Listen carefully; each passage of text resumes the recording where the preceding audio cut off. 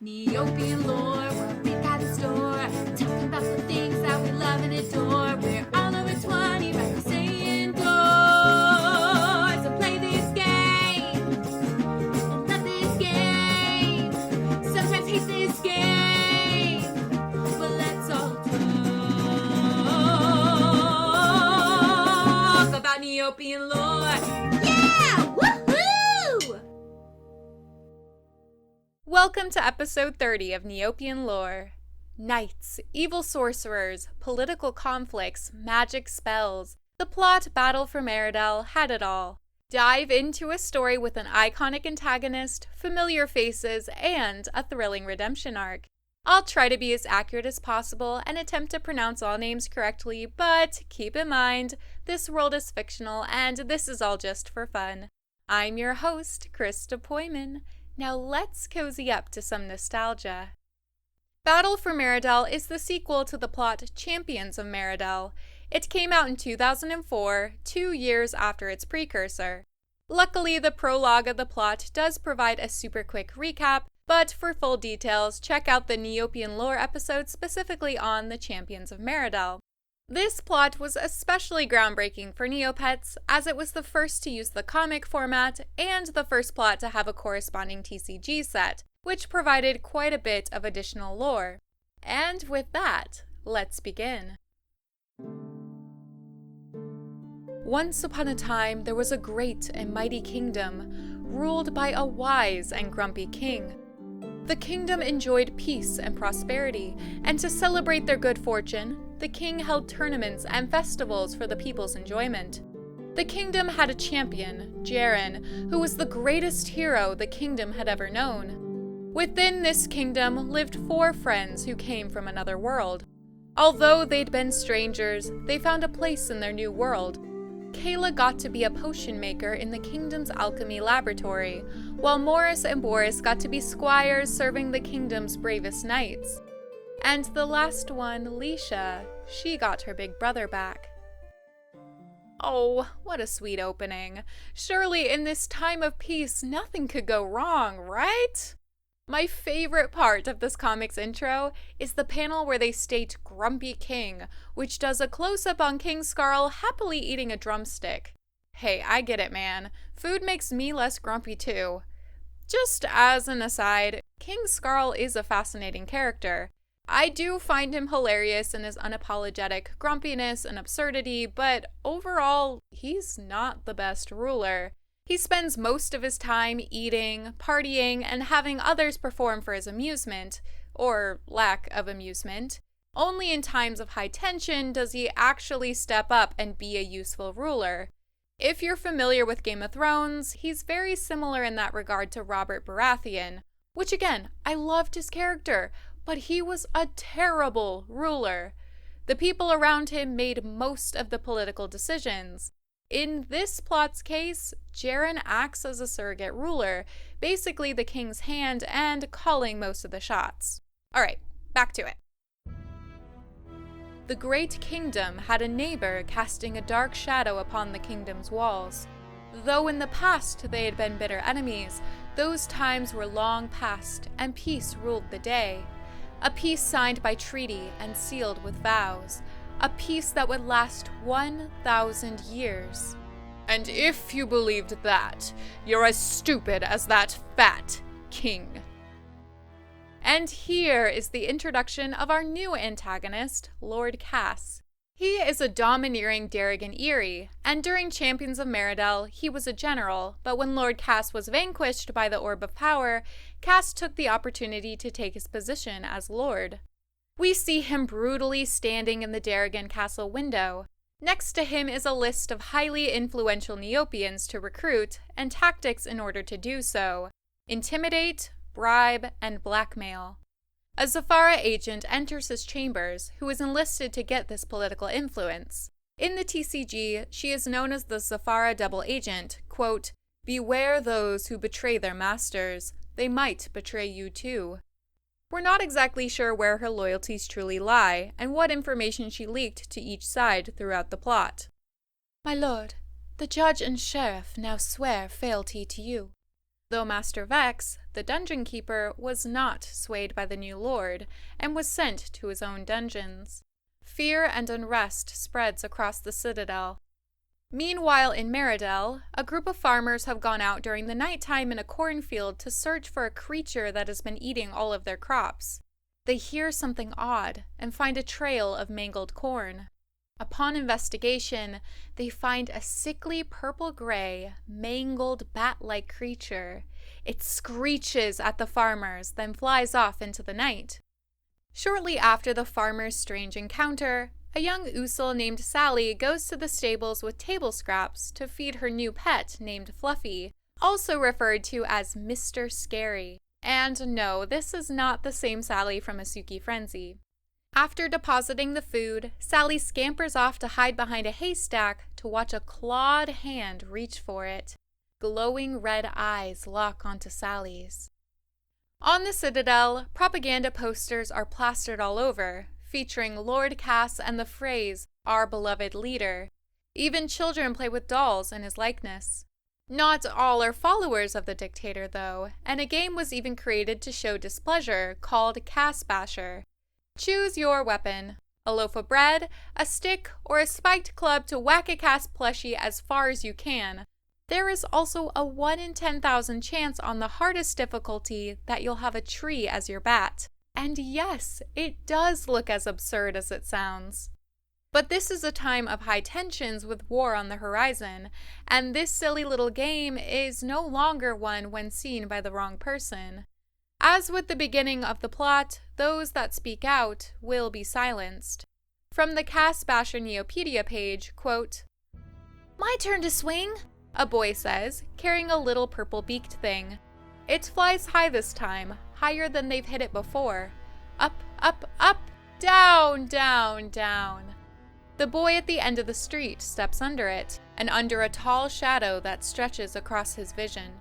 A large gloved hand reaches out and catches the little purple-beaked thing. The boy turns around to see. "Exactly what do you think you're doing?"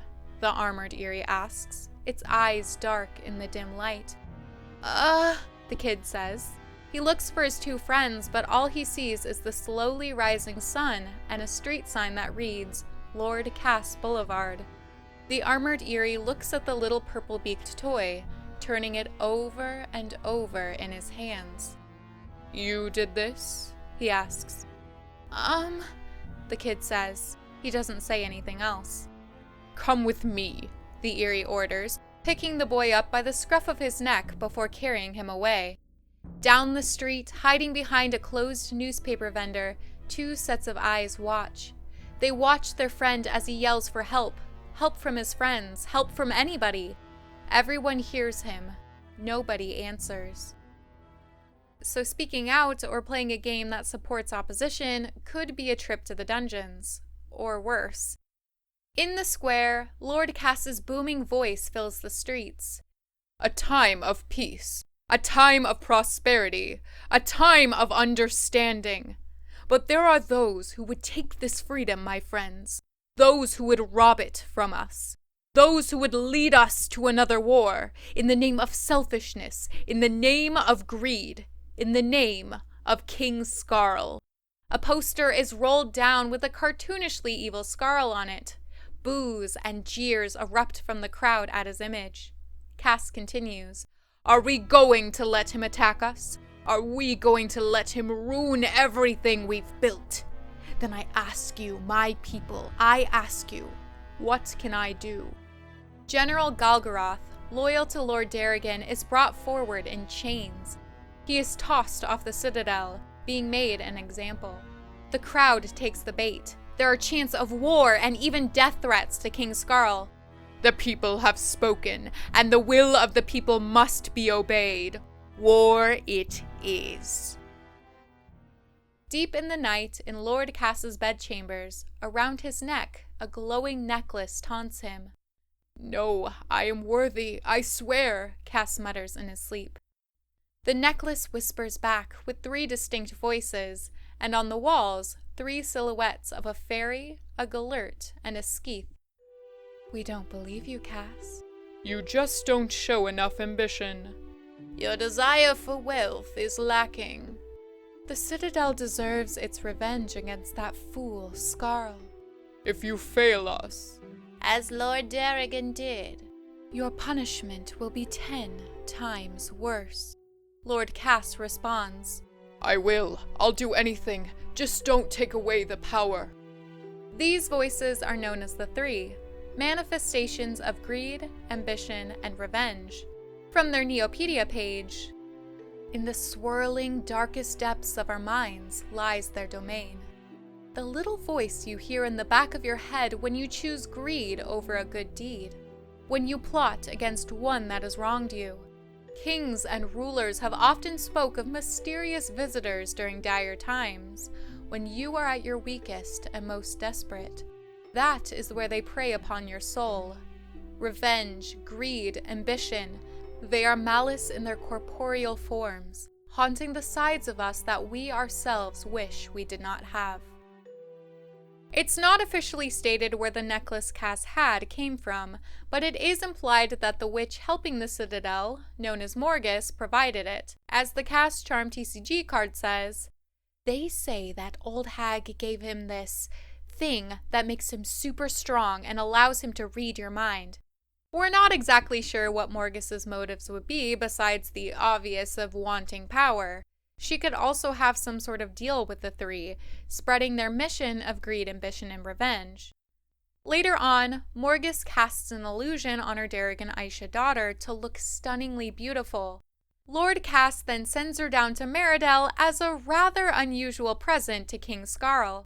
The Aisha dances around the throne room in alluring fashion. All become hypnotized. Skarl says, Incredible! Just incredible! You must dance for me every day. The Aisha dancer responds, As you wish, my king.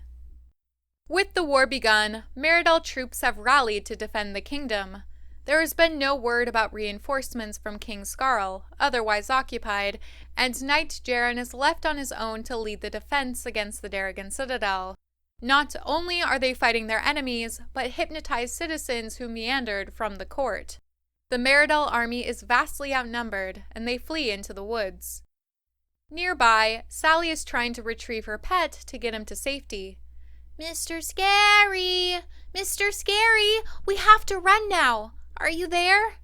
Suddenly, a group of Darigans come from behind and grab Sally, and as they do so, Mr. Scary attacks and saves the girl who nurtured him back to health.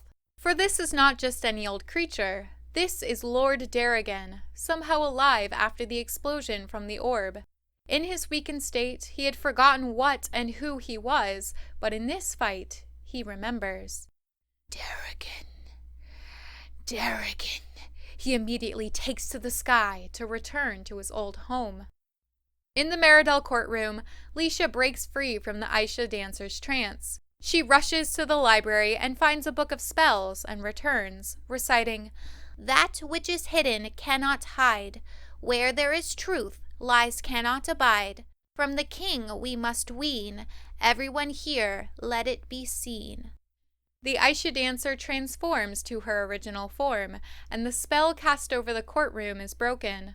While this distraction did provide enough time for Lord Kass's troops to advance, the Meridell army is able to regroup and now has a fighting chance. A two-pronged attack is planned.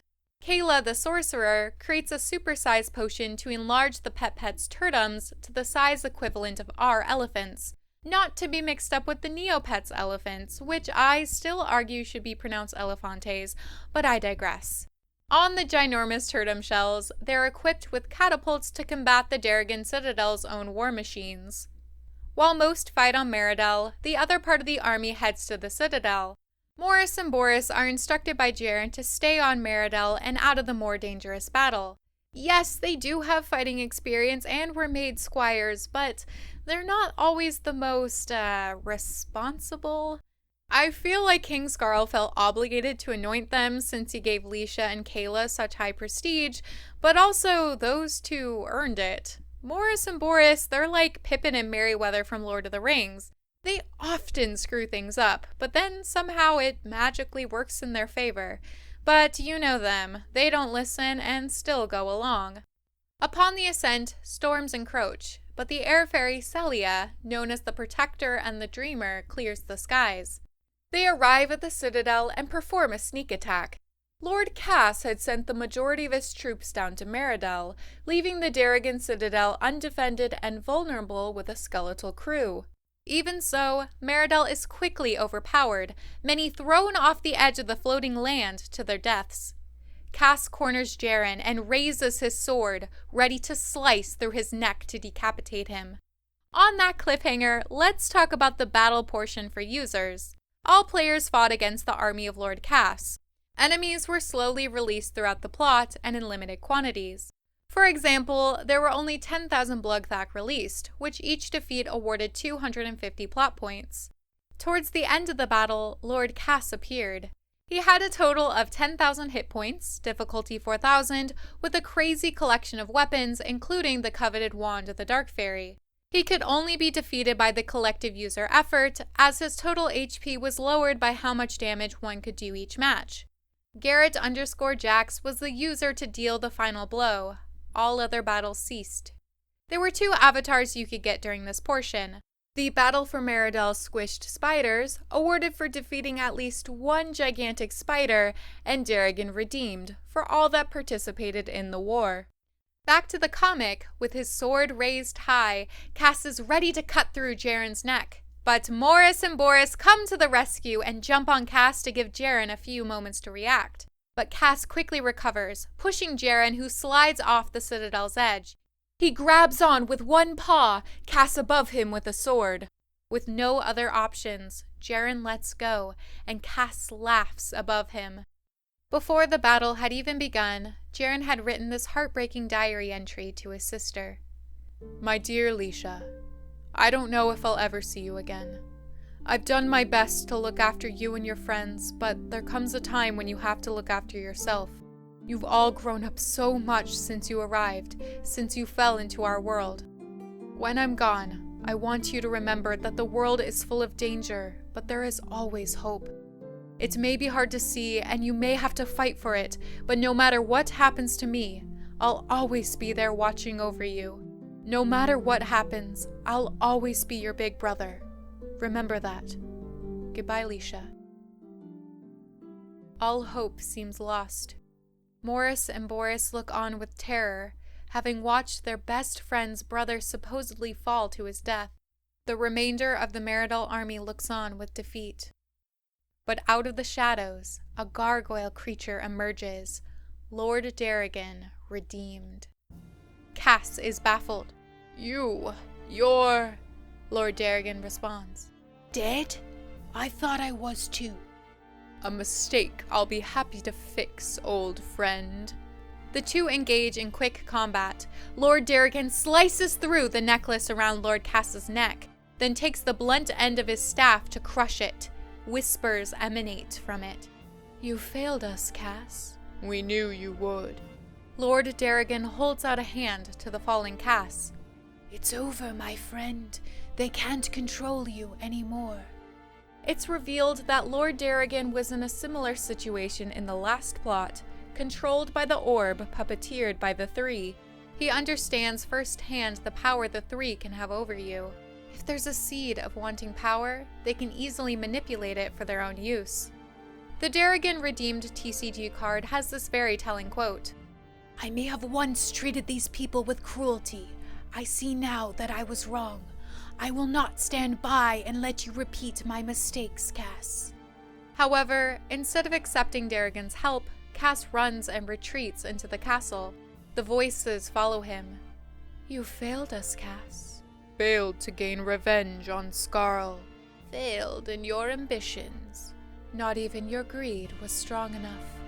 Lord Kass shouts, "Leave me alone! I never promised you anything!" The voices disagree. "Wrong, Kass. So very wrong. You promised us everything. And because you failed, that's exactly what we'll take in return." In a flash of green light, the Three vaporize Lord Kass. Victory is short-lived.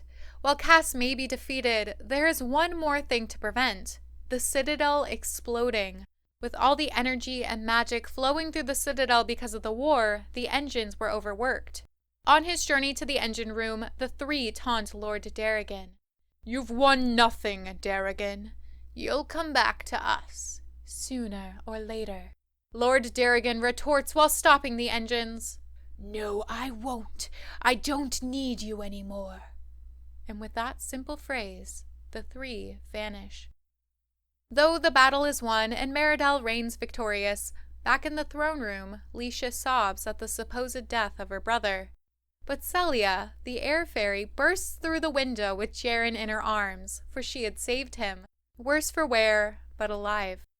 I will point out, if Morris and Boris hadn't jumped on Kass, Jaren would have been decapitated instead of falling off the Citadel, and not saved by Celia. So good job, boys. Dumb luck strikes again. Lord Darigan concludes the plot with this quote. "It was peace signed by treaties, sealed with vows, a peace that would last 1,000 years. And if you believe that, you'll live happily ever after." So where do we go from here? Darigan was reinstated as Lord, and quote from his chambers, "There is much to be done in the Citadel. Lord Darigan is hard at work trying to restore the peace and make his people see the error of their ways. Rebuilding his kingdom after Kass's treachery is going to take a while." Both General Galgarath and Master Vex were reinstated at their posts. Yes, somehow General Galgarath survived after being thrown off the Citadel in chains. It's not far-fetched for Celia to have saved him as well. As of now, Meridell and the Darigan Citadel remain civil. Neither land particularly likes the other, but there's a mutual respect. And the main enemy never was each other. It was the three, wanting to enact their virtues of greed, ambition, and revenge.